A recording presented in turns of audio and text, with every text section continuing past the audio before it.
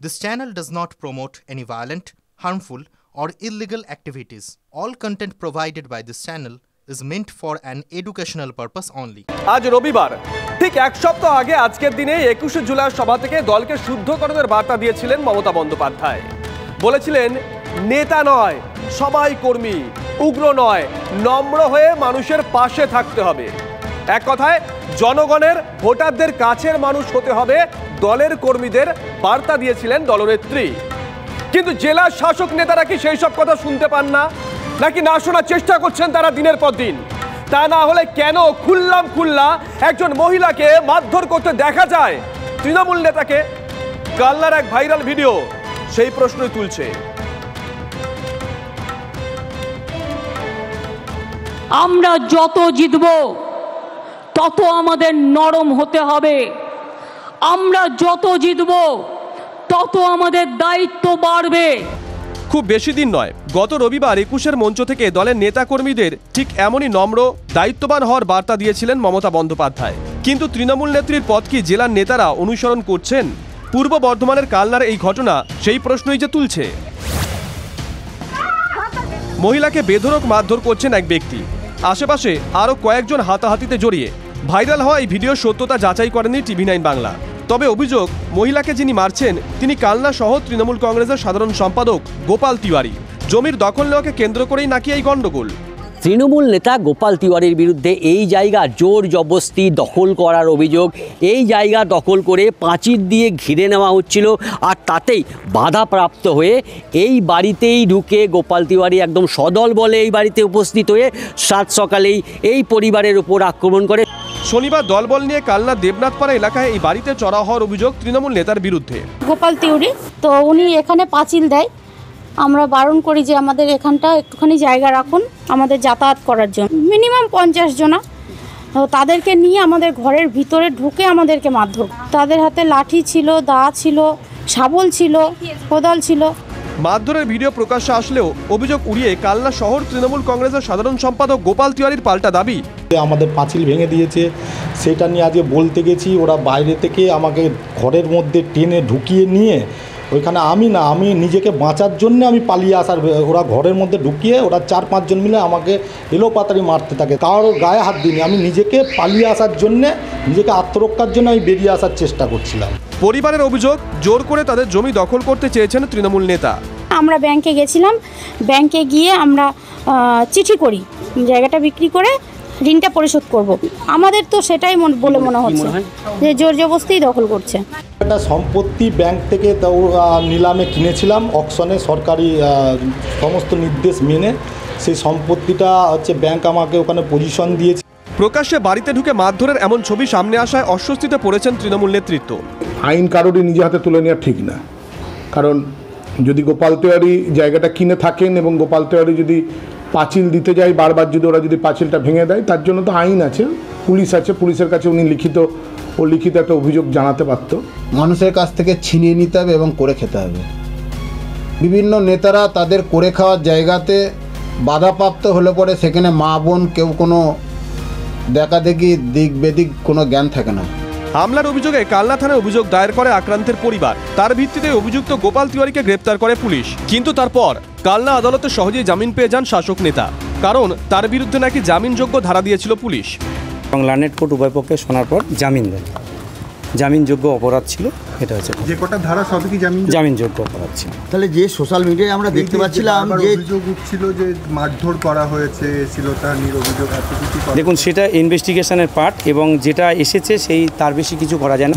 এটা কোনো বিরোধিতা করা হয়নি জামিনের বিরোধিতা তো আমি যেখানে পাবলিক প্রসিকিউটর আছি, যেখানে বেলেবেল অফেন্স থাকে, সেখানে বিরোধিতা করার কিছু থাকে না, এটা হচ্ছে ব্যাপার।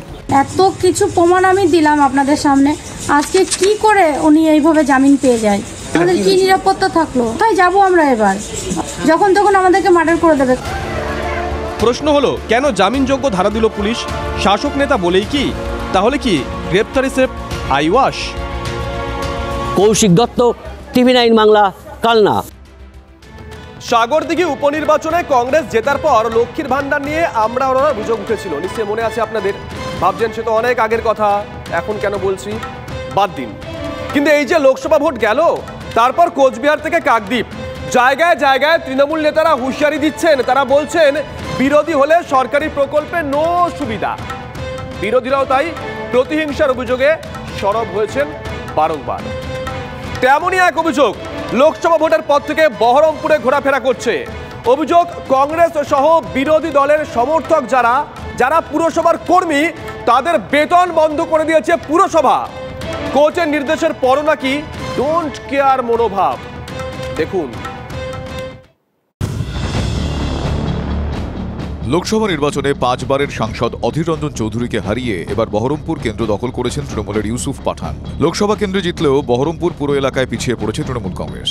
কংগ্রেসের অভিযোগ, ভোটের ফলাফলের পর থেকেই প্রতিহিংসার রাজনীতি করছে ঘাসফুল। তৃণমূল পরিচালিত বহরমপুর পুরসভার বিরুদ্ধে কংগ্রেসের অভিযোগ, যারা কংগ্রেসের মনোভাব সম্পন্ন যারা কংগ্রেস কর্মীরা আছে এবং যারা পৌর কর্মচারী, যারা পৌরসভায় কাজ করে, সেই অ্যাক্টিভ যারা কর্মচারী, তারা মাইনাটাকে বন্ধ করে দেয় মোট 51 জনের। যে শুধু কংগ্রেস নয়, এখানে সকলেই আছে। বেতন বন্ধের অভিযোগে গত 11ই জুন মুখ্যমন্ত্রী মমতা বন্দ্যোপাধ্যায়কে চিঠি দিয়েছেন অধীর রঞ্জন চৌধুরী। লোকসভা নির্বাচনে তার সমর্থনে কাজ করায় কর্মীদের বেতন বন্ধ করে দেওয়ার অভিযোগ করেছিলেন প্রাক্তন সাংসদ। সেই জল গড়ায় আদালতে, মামলা হয়। সম্প্রতি হাইকোর্ট নির্দেশ দেয় 1 সপ্তাহের মধ্যে কর্মীদের বকেয়া বেতন মিটিয়ে দিতে হবে। জেলা কংগ্রেসের অভিযোগ, বকেয়া বেতন না মিটিয়ে উল্টে প্রতিহিংসার রাজনীতি করতেই এবার 2 কর্মীকে শোকজ করেছে তৃণমূল পরিচালিত বহরমপুর পুরসভা। দেখলাম হঠাৎ করে এক্সিকিউটিভ অফিসার তিনি নোটিশ জারি করছেন, তিনি শোকজ লেটার দিচ্ছেন। কাকে কাকে? গীতা চৌধুরী, যার নামে মামলা রয়েছে হাইকোর্টে, এবং তার সঙ্গে সঙ্গে শিবানী সাহা।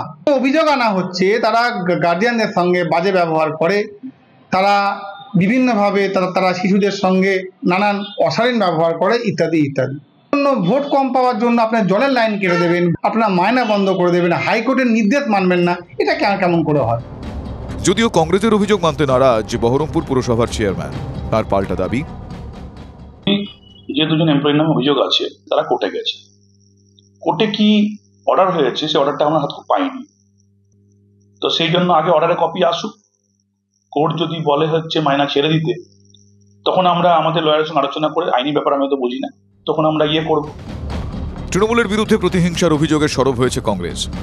যদিও আগেই বহরমপুর পুরসভা জানিয়েছিল যাদের বেতন স্থগিত তাদের বিরুদ্ধে একাধিক অভিযোগ রয়েছে। দল দেখে নয়, কাজের পারফরমেন্স দেখে পদক্ষেপ করা হচ্ছে। সেই সঙ্গে বেশ কিছু অনিয়মের অভিযোগ রয়েছে।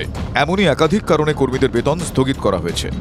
বেতন বন্ধের পর নতুন করে শোকজ নিয়ে পুরো চেয়ারম্যানের সাফ কথা, বিষয়ের উপর কমপ্লেন হয়েছে, সেটাকে আমরা তাদের কাছে জানতে চেয়েছি। এর মধ্যে কি আছে? চাকরি করবেন, কংগ্রেস করে বলে তার অন্যায়, তার বিভিন্ন রকম অসামাজিক কাজকর্ম মেনে নিতে হবে, এগুলো কোন আইনে লেখা আছে আমার জানা নেই। কংগ্রেস তৃণমূলের এই কাজিয়ায় বিজেপির কটাক্ষ, যেমন ঝাড় তেমন বাস।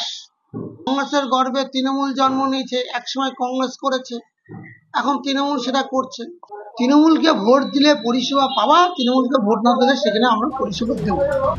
লোকসভা ভোটের পর কেন্দ্র সরকার গঠন হয়ে গিয়েছে, মাসখানেক কেটেও গিয়েছে, কিন্তু তারপরেও বহরমপুরে প্রতিহিংসার রাজনীতি নিয়ে তরজা চলছেই, বারুদ চড়ছেই।